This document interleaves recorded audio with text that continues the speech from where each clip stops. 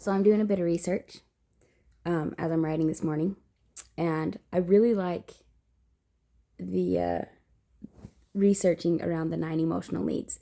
So there's 9 basic emotional needs that most therapists and people agree on. You'll find it all across countries. Okay, so it's the need for security, a sense of safety, and an environment free of excessive fear. Attention, the need to receive and give attention, which acts as a form of essential nutrition for individuals. Autonomy and control, the ability to make choices and have control over one's life and circumstances. And then there's status, feeling valued and accepted within various social groups. Privacy, connection to community, intimacy, that includes like friendship, love, like that kind of stuff, closeness. Competence and achievement, so personal competence and the ability to meet life's challenges. And the meaning and purpose, the pursuit of meaningful goals and sense of serving a higher calling. So these 9 emotional needs. So as I'm studying them and learning about them, and I took a lot of classes. Some of you might know I traveled to Australia back in November to go take a belief recoding class. Now the belief recoding class helps you reprogram your mind to hold specific beliefs around these needs in order to have a better emotional experience in life. So if I reframe a belief, then I'm going to feel better. But I really struggled with it because it just didn't quite cut it for me. And meditation has done an absolute phenomenal job of really bringing to light the parts that are within me. And what it is the environment that I grew up in the FLDS, the way that they manipulate the people there plays on every single one of those needs. Now, most partnerships, like abusive partnerships that you're going to meet, are going to threaten 1 or 2 of these needs, maybe even up to 5. And that's pretty extreme in psychology. They're like, that's mental and emotional abuse, and that's pretty extreme. But in the FLDS, from birth, they are manipulating all 9 of those needs. Now, those needs are created by your nervous system in order to ensure your physical needs are met for food, for water, air, like access to fresh air, like that kind of stuff. So in order to create physical safety, your nervous system learns how to meet the emotional needs in order to create this working ecosystem within your body. So as we grew up, it was a constant like questioning our belonging, intimacy, like where are your friendships? They controlled everything from your friendships to your goals. Like they told you you're serving a higher calling and that they were the only ones that had access to that higher calling. So we would pursue that. They would attack personal competence or the ability to meet life's challenges. If you're not keeping sweet, then you're not then you're not meeting the challenges in the way that you are meant to. So then like it also like created connection to it attacked connection to community. So anyways, so in this class, it also explained like 21 ways that people experience trauma, which is suppressed emotion, and explained them all quite well. I'm not going to explain them in this video, but as I'm reading through all of them, I'm like, that is so bizarre, because that is literally, for 10 years, I questioned, am I this, am I this, am I this? And I went through all those suppressed stages of all those stages of emotional trauma, like healing. And so I healed through pretty much every single one of those. I related to comparison to others, then like thinking you're better than others, and then thinking that you're worthless, or like, I'm not going to list them all, but it was absolutely crazy. So I went in to my nervous system. So the bridge between my amygdala and hippocampus collapsed. And I'm just going to explain why I know what I know just a little bit. And so it erased my emotional timeline, which meant that I had zero connection to any of the feelings or experiences that I had accumulated through my lifetime. So for about 2 years, I was in this part of the brain where I was simply observing. I was not feeling. I wasn't feeling anything beyond just pure emotion.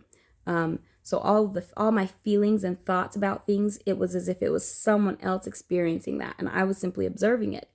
So as I observed it, I I would recode and reshape the mind. I'd be like, well, that one's kind of dumb. Why can't we recode this? So I was able to do a bunch of subconscious reprogramming as it healed. But then as the brain healed and all those neural networks kind of refired and started rewiring and reconnecting, and I started reconnecting to my feelings, the emotional experience that I have of this life, I started feeling a lot of anxiety. And I did not like that because I hadn't felt anxiety for about 2 years. And I said, this is ridiculous. I do not like anxiety. I'm not going back to being that anxious, people-pleasing person that I was before. Absolutely not. And the anxiety was not coming from the programming in my brain. So I said, where is it coming from? So then I really started doing meditation, like just meditation. Anytime I could spend time meditating, I was meditating. Hours a day, at night before going to sleep, in the morning when waking up, so much that my kids now like to just sit and meditate sometimes, and it's pretty cute. Anyhow, as I started meditating in order to go down into my nervous system, and it was in my nervous system, and that is where I found that the nervous system holds its own codes below the programming of the mind.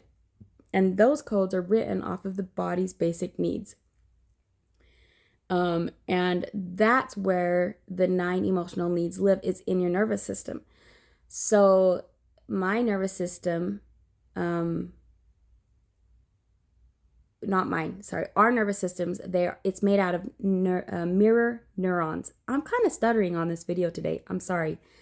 So mirror neurons. So when we walk into a room, our nervous system instantly begins to mirror everyone in that room in order to ensure our emotional needs. Like, how can our emotional needs be seen and felt in that room so that our physical bodies are safe, so that to ensure the survival of our physical body. So it's mirroring everyone, and it will start behaving like everyone else in the room. So when I walk into the room and everyone is holding anxiety in their nervous system, I'm going to start feeling anxious. So I learned how to calm the anxiety in my nervous system. And as I did it, it said, well, wait, we need someone to love us. And I said, but I love me. Isn't like, I love me. We are pure love. So if we're pure love, we don't need love. We want love, but we don't actually need it. We are pure love. And then it was like, well, we need companionship. We don't need companionship. We want companionship.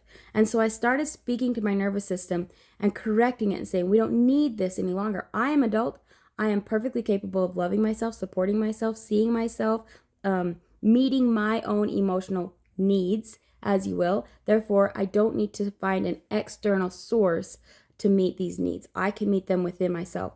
So I got my nervous system to this place of really calm and coherence, and it was beautiful, amazing. I was like, wow, the world is the most incredible place. And I would meet people, and it was fantastic. I had no social anxiety, no social expectations or of like outcomes. I wasn't looking to belong or to find approval or to give approval or anything like that. I could simply enjoy the interaction for what that interaction brought to the table. And it was beautiful. But then I started noticing something.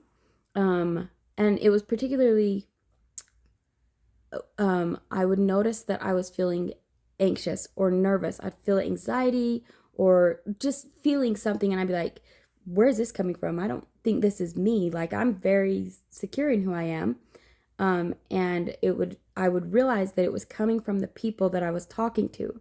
And then, at first, of course, I didn't have any filters on, because my brain was still healing. So I would just blurt it out. Wow, you're holding a lot of this. And they'd be like, oh my God, yes, I am. I'd be like, wow, you're really feeling anxious right now, aren't you? Yes, I am. And just like that, they're opening up and they're sharing it.